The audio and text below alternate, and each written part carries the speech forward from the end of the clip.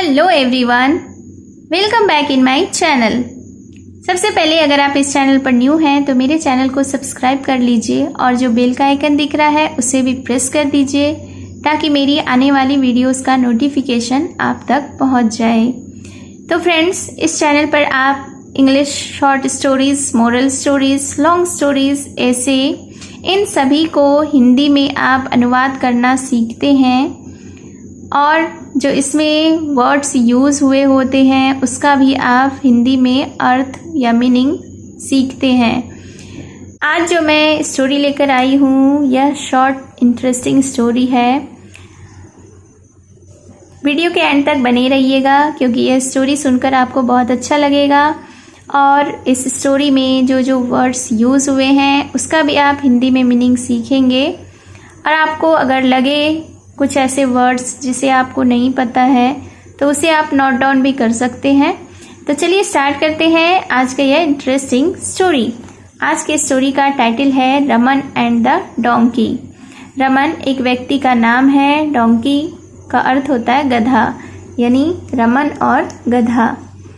Raman was on his way to the market with a basket full of vegetables which he had loaded on his donkey। सबसे पहले इसके vocabularies को देखते हैं। वे का अर्थ होता है रास्ता, मार्केट यानी कि बाजार, बास्केट फुल टोकरियों से भरा हुआ, वेजिटेबल्स यानी सब्जियां, डोंकी यानी कि गधा। लोडेड का अर्थ होता है लादे हुआ या सवार किए हुआ।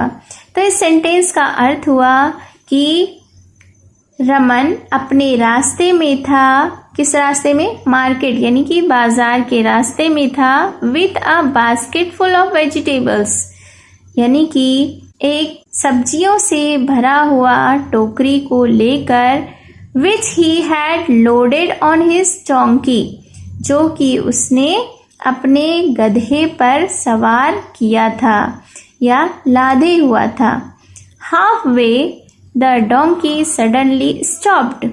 हाफ वे इसका अर्थ हुआ आधे रास्ते, सडनली अचानक, स्टॉप्ड यानी रुका। तो इस सेंटेंस का अर्थ हुआ कि आधे रास्ते में गधा अचानक रुक गया।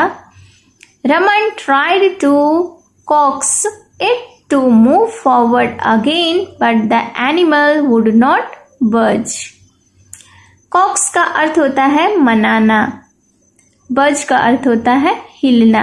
तो इस सेंटेंस को हम लोग फिर से एक बार देखते हैं और छोटे छोटे पार्ट में समझते हैं कि रमन ट्राइड टू coax यानी रमन कोशिश किया उसे मनाने का। किससे? डोंकी को यानी अपने गधे को। It to move forward again, क्यों मनाने का कोशिश किया? उसे आगे चलने के लिए, फिर से। But the animal would not budge, लेकिन जानवर हिला भी नहीं। In anger and desperation Raman began to hit it with a stick. In anger यानी गुस्से में, एंड डिस्प्रेशन यानी निराश होकर या मायूसी में, Raman began to hit it, Raman इसे मारना शुरू किया विथ अ स्टिक, एक छड़ी से। People began to gather around them. Began यानी शुरू हुआ, गैदर यानी इकट्ठा, अराउंड यानी चारों तरफ। तो क्या मतलब हुआ इसका? लोग चारों तरफ जमा होना शुरू हुए। Why are you beating the poor creature? Poor यानी बेचारा या दुखी, creature यानी कि प्राणी। तो क्या हुआ? Why are you beating the poor creature? asked one man। एक व्यक्ति ने पूछा कि तुम बेचारे प्राणी को क्यों मार रहे हो? What a cruel man you are, said another। यानी दूसरे ने कहा कि तुम कितने क्रूर व्यक्ति हो। Raman gave his donkey an admiring look।